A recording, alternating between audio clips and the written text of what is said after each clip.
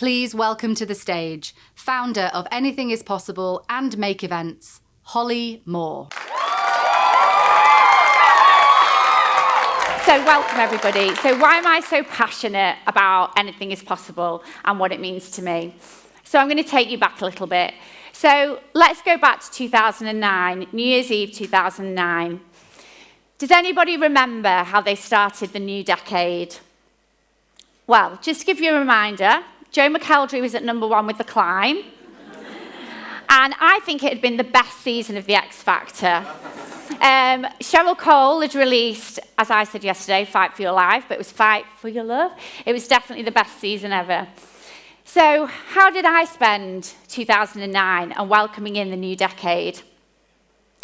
I was sat at home in a ball next to my radiator. I couldn't sleep, and I couldn't sit with my thoughts. I couldn't sit with myself, and I was beginning to feel that I couldn't live with myself. The cold sweats, the anxiety, the stomach churning of feeling sick, waking up for a split second and thinking everything's normal, and then remembering that it isn't. That is what OCD does to a person. As night drew to day, it was another hopeless battle. And this was a battle that I'd been fighting for 5 years. As we drew into a new decade, into 2010, I realised that this was going to take something greater than myself.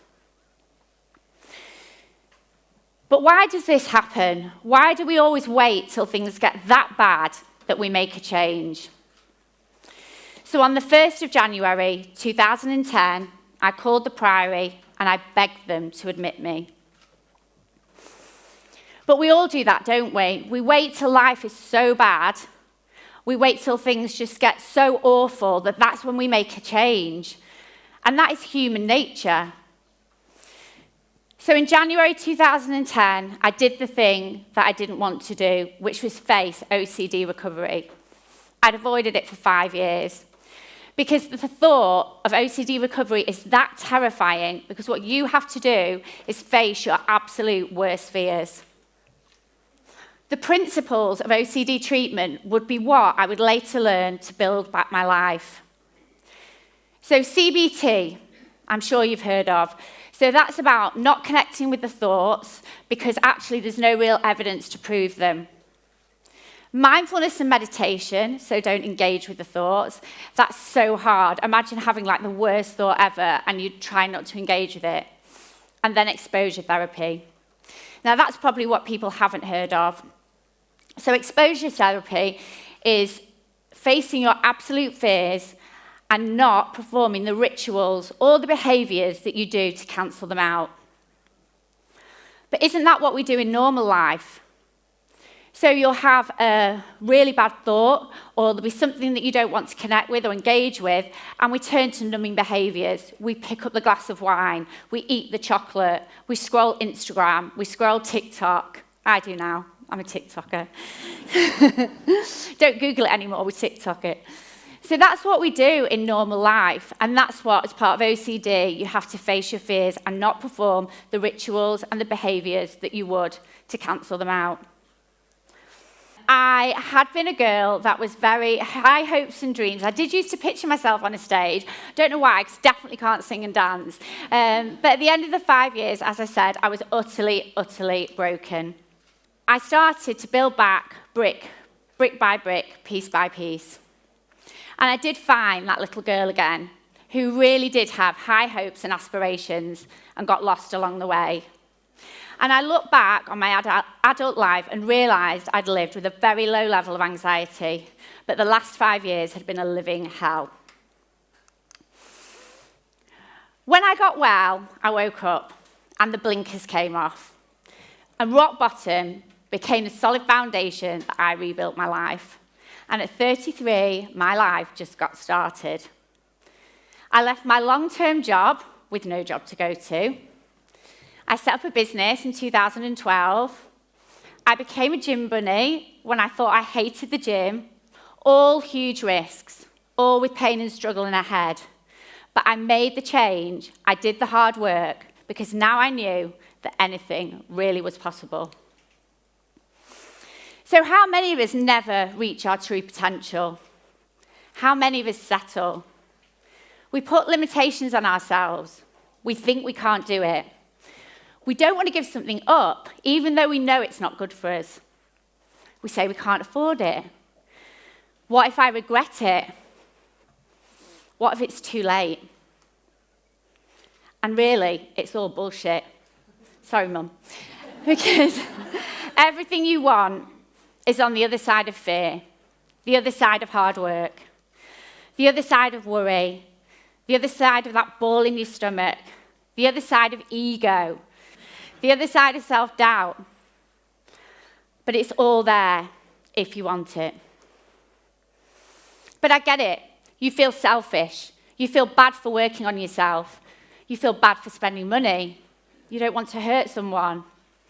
You don't want to be too big for your boots or seem too self-indulgent, and let alone that anybody would say to you, "You've changed."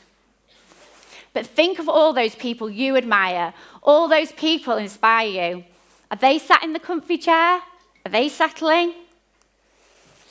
You have one body, one life. But within that life, you get the chance to live so many lives, and how exciting is that? I regret nothing, and I'm grateful for every single chapter. But it's not been easy. I'm stressed more than I'm not. And I've got loads to do, but why would I want it to be finished? I'm not even halfway. And when you work on yourself and you find the real you, you can bring so much joy and happiness, not just to yourself, but to all those around you. So why have I been seriously obsessed with anything is possible? So when I got well, I think I got this curiosity for personal development because, yes, I had had very structured and very expensive treatment to get better. But it made me realize that working on yourself and that you could physically rewire your brain was possible. So I got obsessed with personal development. But what I discovered was that it seemed to be in an exclusive club of 20 to 40-year-olds. So what happens to the 60-year-old whose children fly the nest and they don't know what to do with themselves? What happens to the 70-year-old that loses their spouse and has to reconfigure life again? I am passionate that this new thing, this American, this woo-woo personal development should be available to everybody at every age and stage. It's not too late. I want to pave the way for personal development at every decade. I want you to come to Anything is Possible every year because you have a different goal every single year and you can work on something different every time you come. I am passionate that not just Manchester needs this, but the UK. So now, just a thank you to you all for being here, for taking a Saturday out. But really, it's no surprise to me that you are, because I saw you all on my vision board. What would you do if you knew you couldn't fail?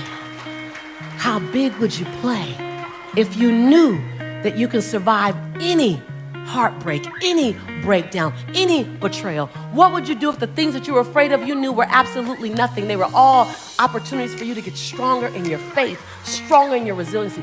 What would you do if you were told that you get to do it afraid? That you don't have to wait for the fear to leave? That when you get in action, the fear has to dissipate into the nothingness that it always was? You are the designer of your destiny. You are the author of your autobiography. You write the story of your life. No one can write your financial story. No one can write your spiritual story. No one can write your emotional story but you. The pen has always been in your hand. I say write a story that's going to be damn good to read.